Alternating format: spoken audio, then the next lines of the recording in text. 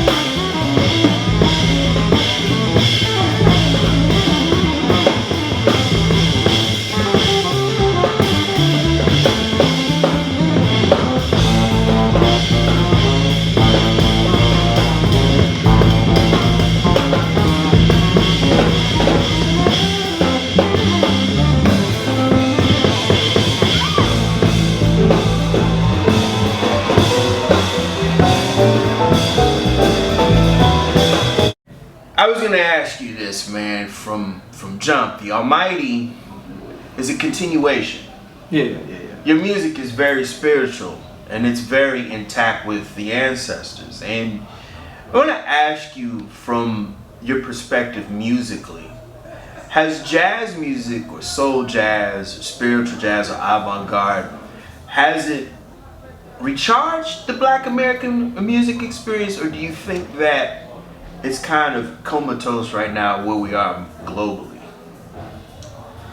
I think, I don't know if it's a recharge. I think it reminded people, you know what I mean? We're so quick to be about the in crowd that we forget that the in crowd was the out crowd. And so when stuff is out, it slowly becomes in. And I remember when I was first on the scene, most of my music, you'd be like, you said you heard the first record, so compared to where I started, where I'm at now, is it really supposed to technically be this, or is it? Right? No, or you know what I mean? Yeah. But it's a thing to really think about and take a step back and see that all this is everything, and in the grand scheme of things, it's all about the continuum. And before they started calling what Ornette Coleman and them did avant-garde, that's what they was calling Charlie Parker and them. Before they was calling Charlie Parker and them, that's what they was calling the music from New Orleans.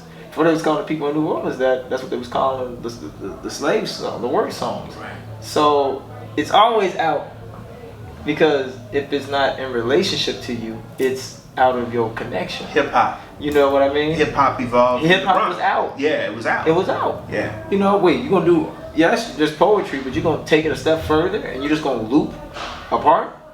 You're gonna add other parts? That's avant-garde. Anything that defines the norm or the general populace norm is always gonna be considered out. And even when I went this direction, it was funny to see how a lot of people just kind of just distance away. But I don't think they distance away because they didn't like it. I think they distance away because they were too caught up in being liked and liking it. So in order to do this type of music, and even in general to do any of the music that these our forefathers have did, you have to be brave enough to be yourself at all times. That's why everybody wanted to learn how to do what Charlie Parker did. Charlie Parker learned how to be himself at the optimist level.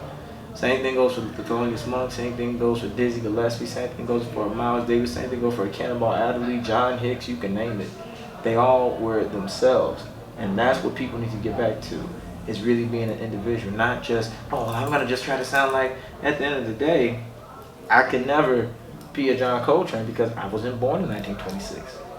I've seen my own horrors and the things I see of now, but I ain't seen what they saw back then in Jim Crow era, when it was like no teeth, where it wasn't, everything wasn't even televised. So you can probably just saw something happen horrifically, you just gotta deal with it. And it may or may not have been covered. And because the country said, you know, because you are this, we ain't gonna acknowledge it. Right? Put stuff in context. You know, Pharoah Sanders was the same age as Emmett Till when Emmett Till got lynched. That could have been Pharaoh.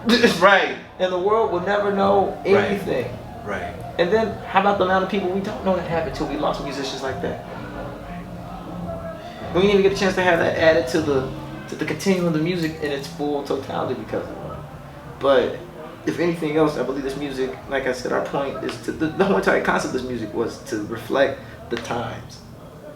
And if it's peace, if it's all these other different things, it could be craziness, destruction, whatever you say. Guess what? You have to look around and ask yourself, where's that coming from? Because it ain't just from a place of randomness. And in order for us to truly improvise, we have to find ourselves in a situation where we've used up everything we think we know. And only once we've done that do we finally find ourselves being spontaneous. And we forgot to do that. Yeah, because we didn't think everything became formulated. Capitalism got us formulated and everything. Facts. And that's why it's hard, you know, because everybody's always about, it's about a selling point, it's about a selling point. What about the healing point? It goes back to what I told you before we started this interview.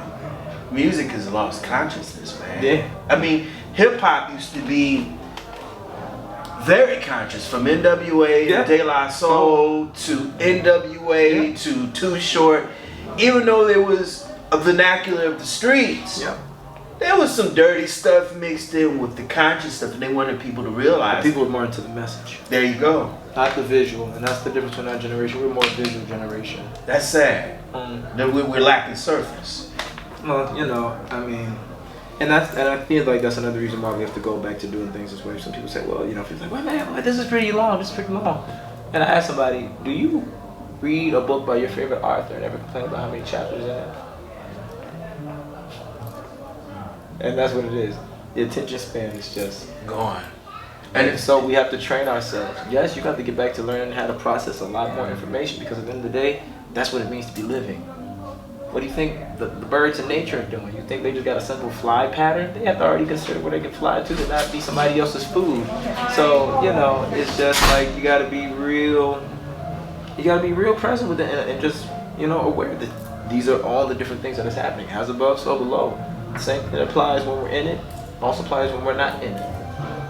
And the moment you decide to say there's a difference is the moment you've thrown yourself off.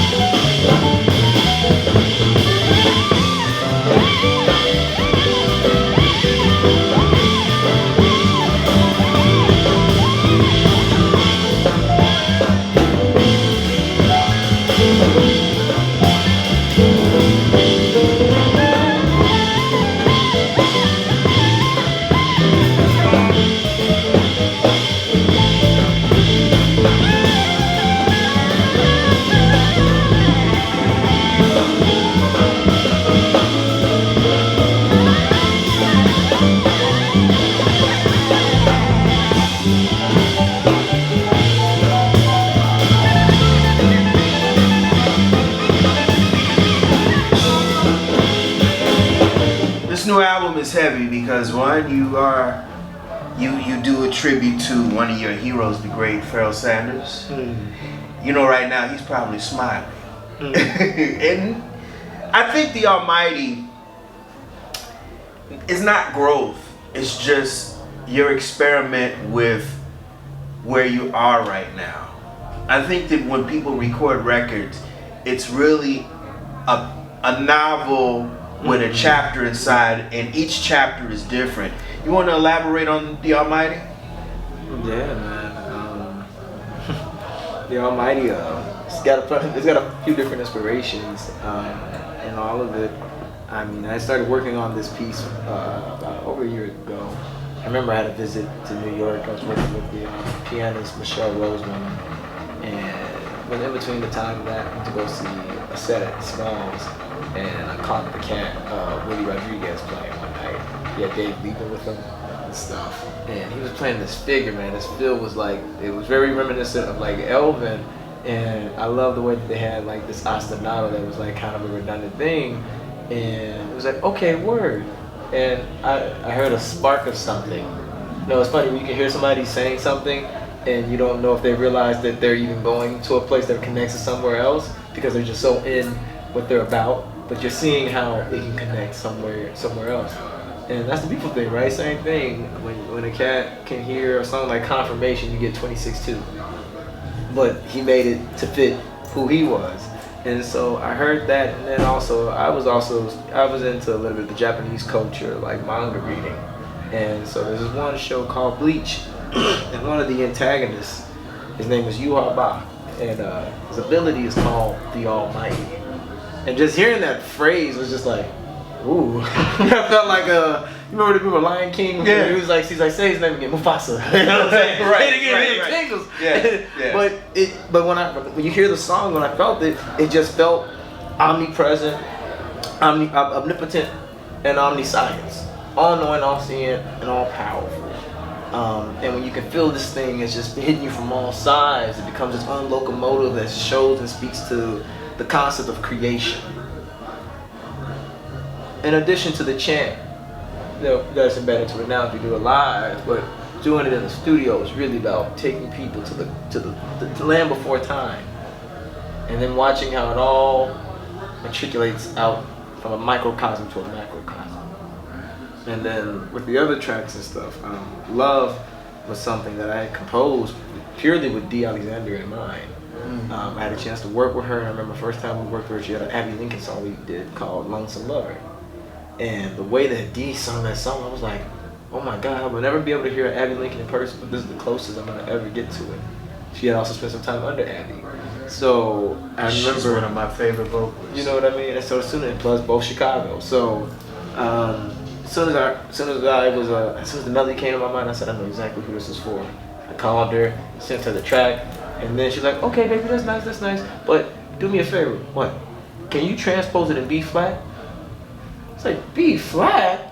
But I swear to God, I could hear her singing in F. But she's like, no, that's too low for me. I was like, okay. And so then I was like, well, what if I get a chance to do both? So we would play the melody with the quartet in one key, and then she would kind of modulate to it. And even with the concept of the Almighty, where it's this understanding of that the Most High is not just this one thing. It's about duality. We make up our concentration and makeup as human beings is also that yin and yang, light and dark, masculine and feminine. Hence these names also going into the duality suite, which speaks to these very virtuosic approaches to how it shows up and how we get to utilize and not utilize it as well. So that was, and even with the duality suite, that to me that felt like the real big part 2 from Cosmic Transitions. And just it was just fun to see how I could develop a little bit more, because suite formats can get real predictable after a certain amount of time, right? And so it was just fascinating to see how and then what made that such a fascinating piece of music to write was because that was the first time I actually wrote a song purely based on the saxophone. Really? So everything came from just from the horn.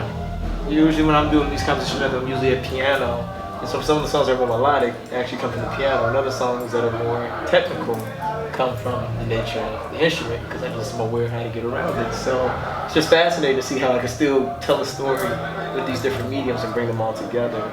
And then Compassion, most of these songs are also beyond like inspiration, but also just about literal lessons I had to learn during that year. It showed up differently, and all these different things I take with me in band leading. I take with me on the stage. I take with me when I'm dealing with people. Sometimes it's great, sometimes it's not.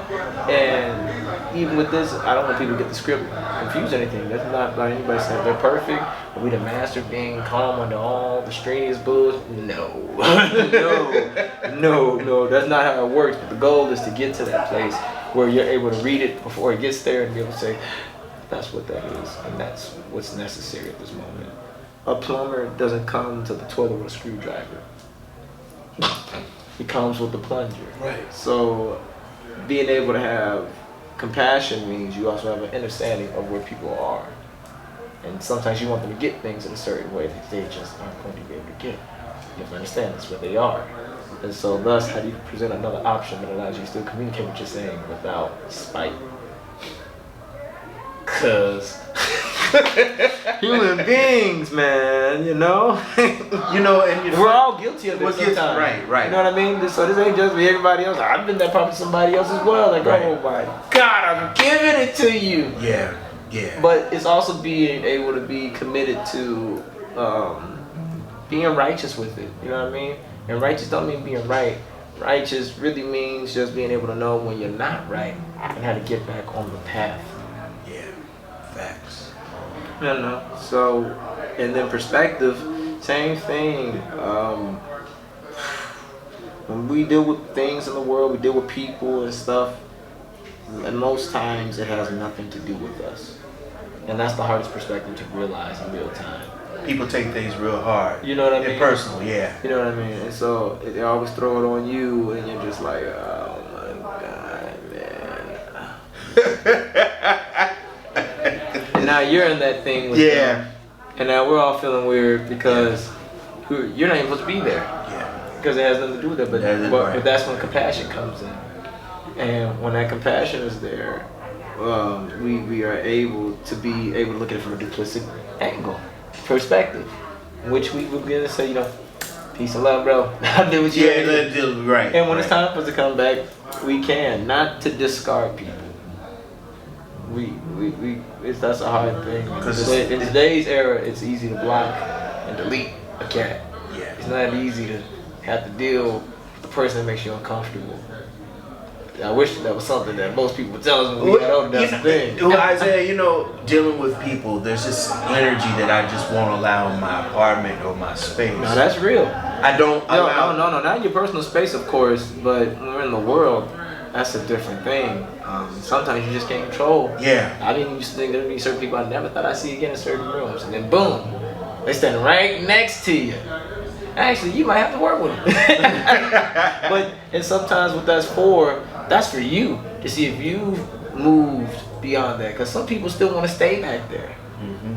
Oh, they still feel like the fake. More at that time, bro. I'm just here. Yeah, I'm just here. I'm not even worried about you. I get it. You want attention, but I ain't mine alone. And it's still love. I'm not disregarding your existence as a human being. I'm just saying that that's not my focus on anything. My purpose is in what I'm here for right now. And when you show up in that, all that stuff it don't matter. Because I used to think to myself how many great collaborations that are missed out on because of ego. And it's hard, man, because like I said, some people just be rough. And the main thing with these records for people to be about healing. And I usually say there's 3 parts of people that aren't healed together. And they go in this exact order. The inner child who wants to be seen, the inner teenager that wants to be heard, and the adult that demands respect. I'm going to share something with you. Since we're on this spiritual journey in this conversation, people always ask me, advice. One of the things I always tell people, don't ever lose your inner child. Mm-hmm. And I say that because it's okay to watch cartoons. Yeah. It's okay to play video games. Mm-hmm. It's okay to channel an energy to recharge you and bring you back to focus. Yep.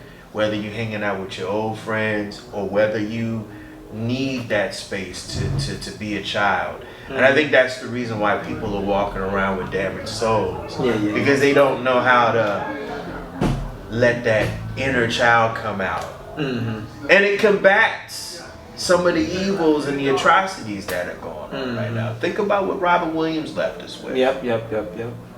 Think about what you're doing with your music. The power of your inner child is the power of able to communicate with the masses. Is there some validity to what I just said? Absolutely. If I ain't gotta play, I'll be on the game too. You know what I mean? And I mean, once again, these things are all together as well. There's no difference. And even then, one of the most playful musicians I could think of is Wayne Shorter.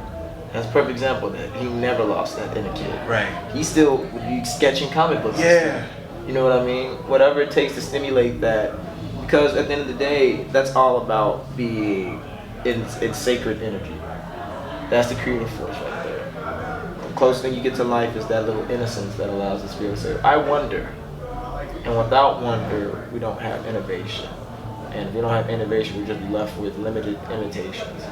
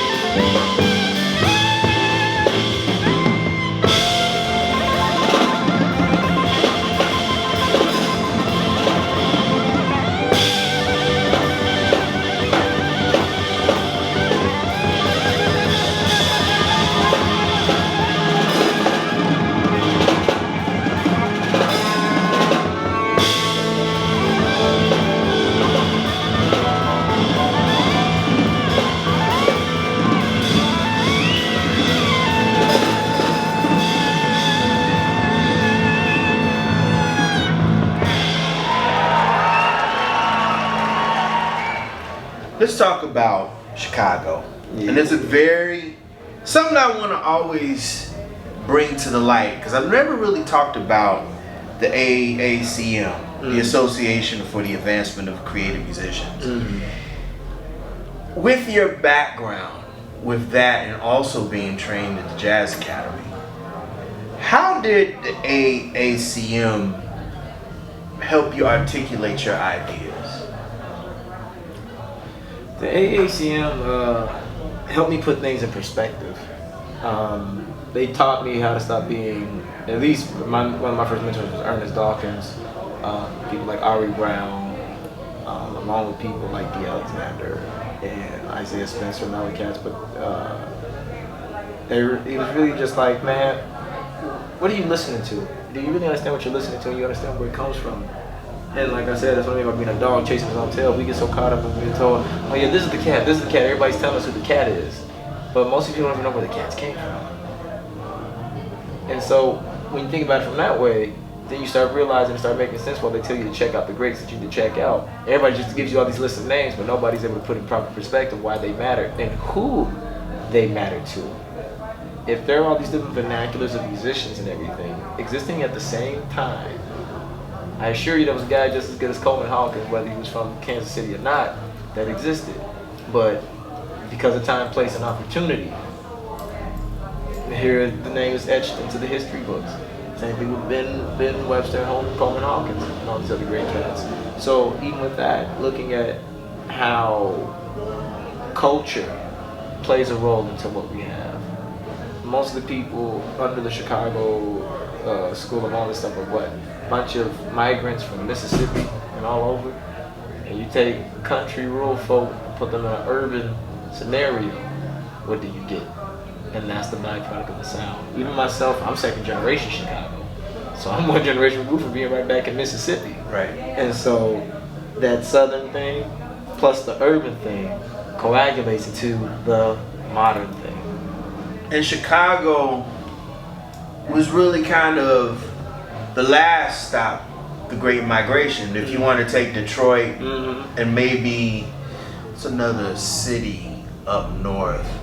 Chicago and Detroit pretty much were the last stops for the Great Migration. So Milwaukee. Yeah, Milwaukee, yeah. So you got blues, you got jazz, and you got gospel. And the history of Black American music with gospel in Chicago. Thomas A. Dorsey. And then Mahalia Jackson, and then you've got the staple singers. Yeah, I mean, Sam Cooke. Sam all Cooke. those cats came out of singing out of that tradition, all up in the church as well. Right. Lou Rawls. Yes. Bobby Womack and them used to be over there as well. Yeah. So the list of people was just, it was deep. And I mean, even then the next generation, if we really want to get into it, the main guy who was kind of like the godfather of the music scene in Chicago was the great Captain Walter Dyer. Okay. And he taught everybody. So Lon Freeman knew Captain Dyer. Judd knew Captain Dyer. George Reba knew Captain Dyer. Roscoe Mitchell came out of Captain Dyer. The cats out of the Phoenix Horns from Earth, Wind & Fire. Don Meyer came out of Captain Dyer. So Threadgill, Captain Dyer. So and then even if you didn't come through Captain Dyer, if you're a black music educator in Chicago, you are basically adjacent to his philosophy because somebody else that taught them was your teacher, and now that's your concept of teaching. Wow. So all these cats came back to a folk. John Gilmore, all them cats, Johnny Griffin, Eddie Harris, Clifford Jordan, everybody was all coming out of the same scenes. Moo Hall, all of them. Wow. Yeah. I gotta ask you, Chicago's always been that hotbed of saxophonists. What was the first time you saw Von Freeman? I didn't. What? The first time I saw Von Freeman was a cutout of Von Freeman. Wow. I was at the Jazz Institute Chicago, and I go up there for the first time, and all I see is this cutout of this guy with gray hair, dark shades on, and the white shirt, some cream pants, and holding a horn in his hand. And I just go, "Who's that?" Everybody stopped in the room like I didn't know who Jesus Christ was. I said, "What?" I said, "You don't know who that is?"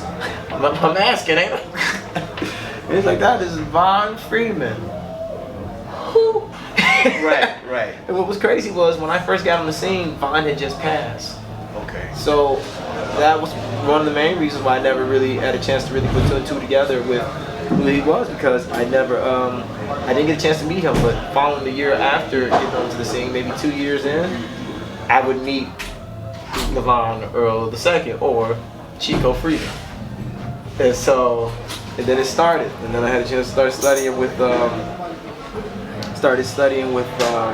Ari Brown, who really hit me to a lot of the stuff, because I remember I did my first tour when I was 15 years old, and we went down to Texas with the great Bobby Watson, and the guy who we did it through the Thelonious Monk Institute of Jazz at the time, and he said, Isaiah, since you're the only guy from Chicago to play saxophone, I want you to do a presentation on the Chicago tenor school tradition versus the Texas school. I said, the what? I said, the what? The who? And then I had to sit down and just really sit down and just sit with all these names, and I didn't even realize how many people were just here. So that's what that brings me to my point, right? They taught me how to stop chasing and worrying about everybody else people. Yeah, we talk about Charlie Parker, but Charlie Parker's from Kansas City. That's a Kansas City vernacular. It's a Midwest thing, but it ain't the same type of Midwest thing. And so when we pay attention to that, we see the influence and how it affected other musicians simultaneously. Sonny Rollins lived in Chicago. Sonny Rollins lived in Chicago for a reason. He was hanging with Bond. He was hanging with Jug. And after he spent this time over there, that would be the transfer in his sound, that husk, that heftiness.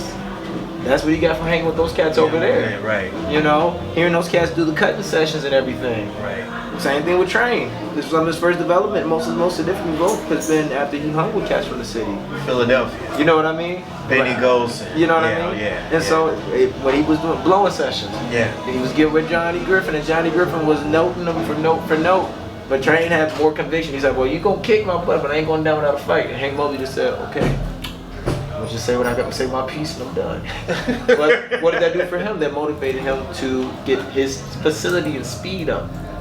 He used to work with Gene Ammons. Yeah. So what did that give him? That gave him an understanding of how to play the blues. And ballads. You see what I'm saying? Yeah. And then, what did he get from hanging with John Gilmore? The concepts of how phrasing and all these different things. And so now we got giant steps. What did you get from hanging with a person like Eddie Harris? You got the concept of force. So now that's how we have things like a Love Supreme get formulated. When we sit down, because these people talk about us all the time. They used to come to the showboat and hang. So these cats would always be talking concept, bro. This is what I'm working on. Word. How does it look like on me? And Train was such a huge student. Think about it. He studied with Monk. Yeah. That when he started studying with Monk, that's when everything started getting whole tone and getting weird. That's when we got stuff like one up, one down, and all that different stuff.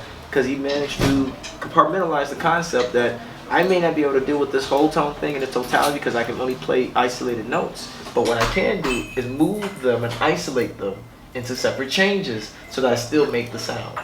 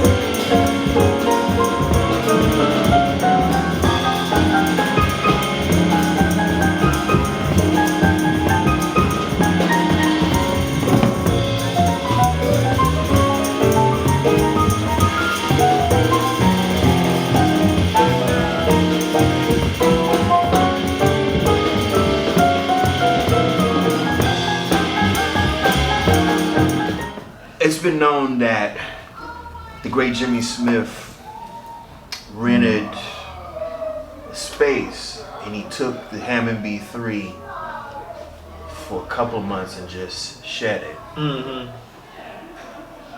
And when he was signed to Blue Note, he was really the only guy that, I mean, you had Milt Bruckner and you had Fats Waller, but they don't really count. He brought a very different, he made it modern. Mm-hmm. Do you find that when you're shedding, do you find that you have time to think about what you want to play, or do you think it's all within the spirit? It's both. Once again, like I said, I can only get to true improvising once I've played everything I've known. And everything that I know is always changing if I'm always studying. And just when I thought I knew enough, I'm supposed to get to the place where I don't know nothing. So I learn more, just to forget more, just to learn more, and to forget. I used to be like, what these kids used to tell me, man, I played more songs than I can ever remember. So how do I get to that level? I gotta keep playing songs till I can't remember them. Right. But then you don't, it's not that you don't forget them, you realize how they're able to coagulate with each other, and that they're in the ethers of your musical acoustic records, right? That's what quotes are. Cats be playing all this different stuff, and all of a sudden you hear them quote Olio. You hear them start quoting an R&B song. We used to play like stuff, if it was a...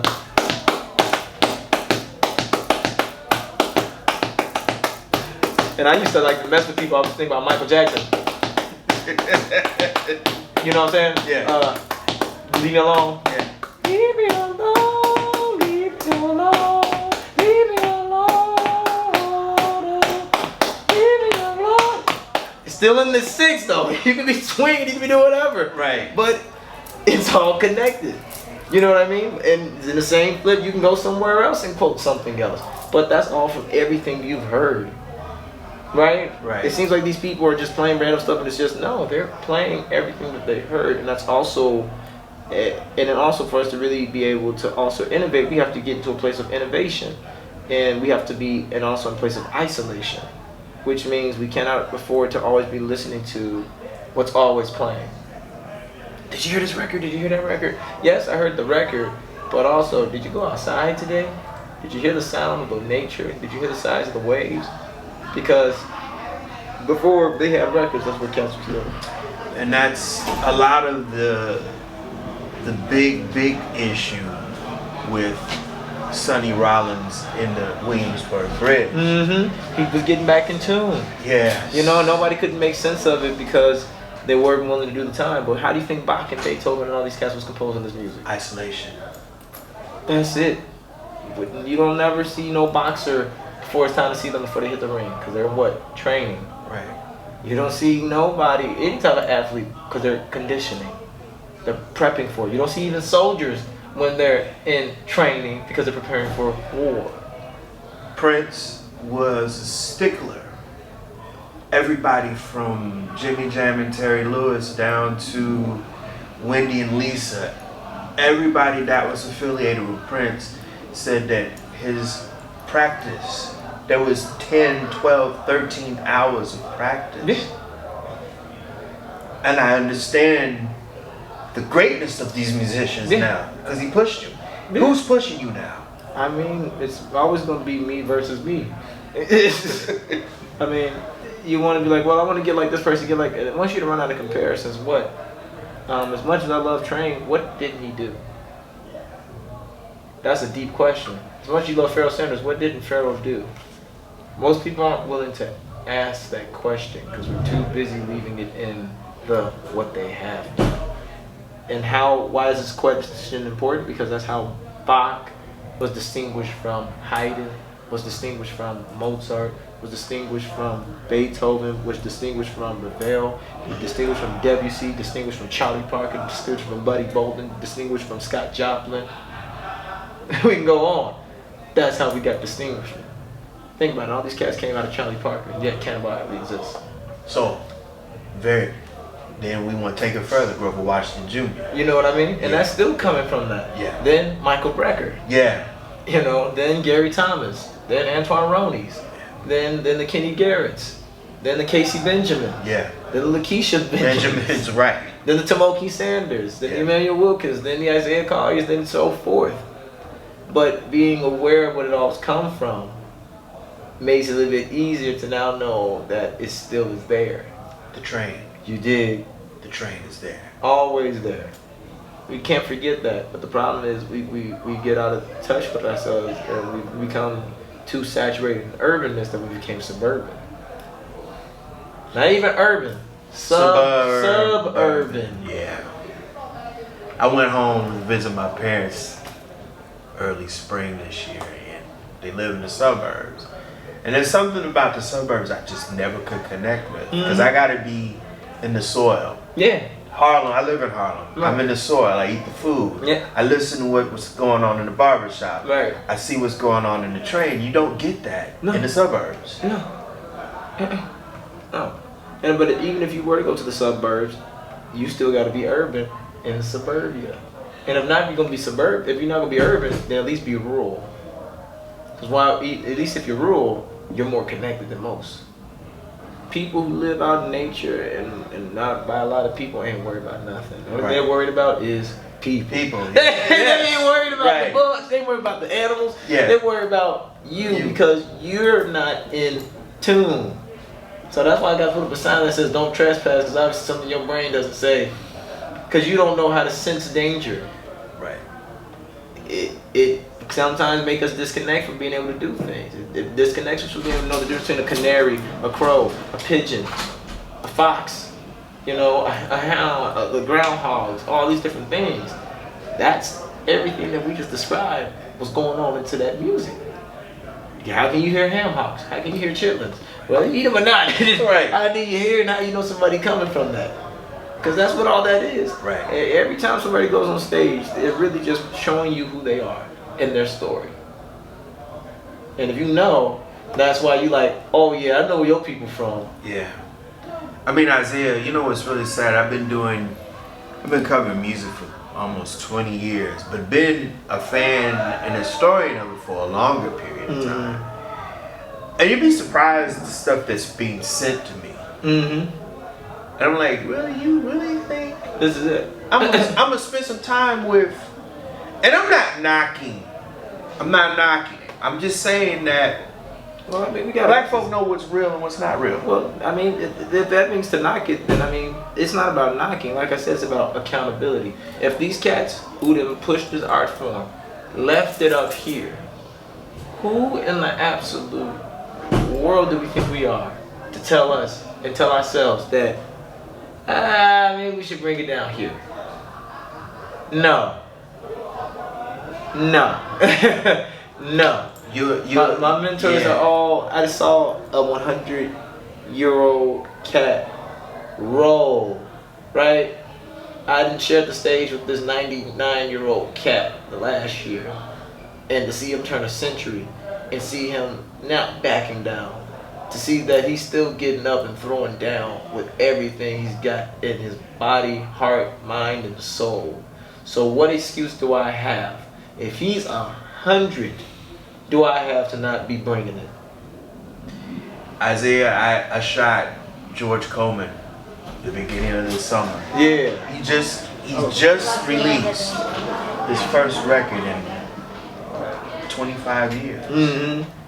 He's 89 years old in the chair, still rolling. I had a lesson with George. Who does this? I had a lesson with George back in October. I bet it was serious. I thought I was gonna get 1 hour. I looked up, it was 4. I was trying to run out there, man. This cat, and I'm just like, he just acted like, yeah, man, let's keep shedding. He said, yeah, my boy, here we go. Yep, my boy, here's the next one. Yep. And I'm up there just like, George, time out. Big G, chill on me. Chill, time out. He's like, oh no, my boy, you almost got it. All right, one more. By the time he said one more, I looked up, it was dark. Now, what did that tell you? That practice is real. And these cats live by this. Nothing else was on his mind then, and also just like how generous these cats were with information. We don't got time to be on some, oh yeah, I got this thing I'm working on, and it's just me. You don't need to know about none of this. And that was the community aspect. Because he was even telling me about his time in Chicago. How one of his close mentors, Really? he used to live in Chicago. A lot of people don't know. Big G used to have a very short period. We had a great conversation about it. And I didn't even know one of his closest mentors and friends was Eddie Harris. But that makes sense when you think about it, because Eddie played the force, and you play the force, you got to play in all 12 keys. Yes. So it always came back. Yeah, it makes sense. But even then, with Big G being the teacher of a lot of other great people, I didn't even know he taught Charles Lloyd. They're from the same town. They're from Memphis. You see? They're from Memphis. But then even then you have to consider who else is from down there, and we don't realize that's also by part of it. Because Kurt wasn't from Memphis too. And so is God rest his soul, Mayburn. There's a lot of great jazz musicians that came from Memphis.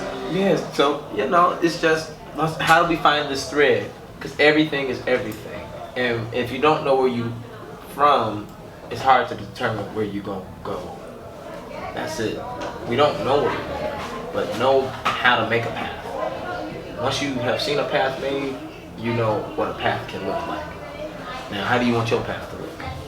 That's the question.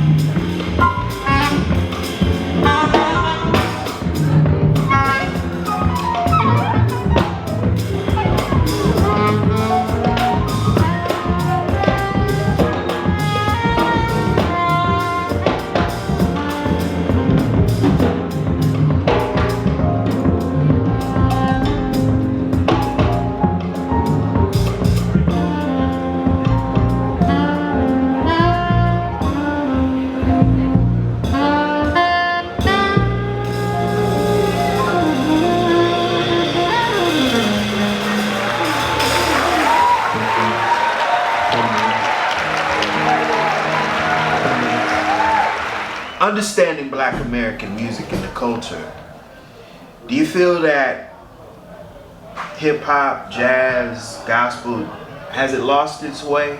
It's lost it a little bit. And I think that because we're in a day and age where we, you know, myself included, I admired this music because it was cool, because it was Black. It is so freaking cool. And it's an honor and a privilege to be of the descendants of the progenitor of this type of thing. But the main condition to be truly in and of it was to be aware that you were in it and really of it. And so when, even today I was saying, a lot of musicians forgot what this music is about. We've made it about popularity and Grammys versus truth. Because at the end of the day, that's what these cats was doing. When Bird and them took to the stage, and smiling and grinning went away because they were making statements. When the 60s came, it all got different because people were making statements. The 70s was around, people were still making statements. 80s got around, okay, maybe it got hazy. 90s, still statements were being made. People forgot the urban conversation. Now it's just talking about, yeah, man, I got this gig, yeah, that's great, but it's also the state of the world. As much stuff that has happened in these past 4.5 years, I can count on my hand how many records I've seen that's actually addressed and spoken about them. You got that right. And that's very telling. And to be quite honest, and I mean, people may take it how they want to, but it's shameful when we have the historical receipts of what this music means. Freedom Suite, Freedom Day, there's all these different... I'm gonna go a little deeper than that. Stevie Wonder, you haven't done nothing. You know what I mean? And so now... Bob Marley. You know what I mean? But now, when we look at the stuff now we're panicking. Oh, we need this, we need to vote for this, we need to vote for that. You've already been given the tools of the stuff of Black liberation concepts. You've been given the concept of how to be a ally to injustice and change. You've been given them already. What more do we have to do? It feels like we've been left with to live. We're driving a big bike with the training wheels still on. And then wondering why we ain't going no faster. Gotta take those training wheels off so you can do the thing, you know? And so it's no longer about being cute. It's about really being about this culture. I mean, it's interesting that jazz institutionalization has happened, but at the same time it's also been detrimental when the people who are informing the people aren't necessarily progenitors of the culture, or at least we don't see enough of them in the positions of the education. And therefore people create their own narratives of what they think it's about. It becomes second-hand, third-hand accounts versus first-hand experience and knowledge being presented. That was one thing that I really had to get back to when I decided to take away from school for a while. A lot of my mentors were cats who were literally byproducts of the streets of this stuff. Real people who lived this had to make a living from this, whether they had a piece of paper or not. They did. And understanding that and showing how to really hustle, not finesse. Hustle. Because the hustle is always going to be the work. Finesse, you're hoping that you can get around doing the work. I don't want to be given anything without it being for the equivalent exchange of what I've done to receive it. Isaiah Collier, what does Black American music mean to you? Black American music means to me the same thing as it does water to a fish. To breathe, to believe, to inspire, and to transform. To always be hip and aware of who I am, where I've come from, and to know that the path can only be paved forward, even if it looks dark. Even the beginning of time was dark at one time, and then God said, let there be. You dig? That's it. And yeah, it's all temporary. Even the good days last, sometimes the bad days last longer than others, but it's like a storm. And at the end of every storm, the shine was shining through. So, to me, it just means it's a fire that never goes out. And to me, it's truly like the sun. And whether you see it or you don't, it's keeping all this in orbit. That's Black American music. That'll do it again for another edition of the Face Report, reporting live at Tompkins Square Park here in New York City for the closing ceremonies of this year's 2024 Charlie Parker Jazz Festival. I'd like to personally thank the incomparable Isaiah Collier for his time. Make sure you support his brand new CD, The Almighty, which is now available on iTunes and Amazon.com. Also, for more information on his upcoming tour dates, please visit him online and social media by way of Instagram, Twitter, and Facebook. I'd like to give a mad shout out to Ms. Carolyn McClare for Public Relations for arranging all of my credentials and time with some of these musicians over the weekend, as well as I'd like to thank the staff and management at City Park Summer Stage for their warm hospitality and their hard work. Also, I'd like to give a mad shout out to Miss Robin Bell Stevens and her staff at Jazzmobile. As always, people, I can't stress this more than enough. Please like, share, and subscribe to my videos and leave comments on YouTube and Vimeo, as well as follow me on social media by way of Instagram, Twitter, and Facebook. Until next time, remember, if it's in the groove, it'll make you move. Until next time, peace.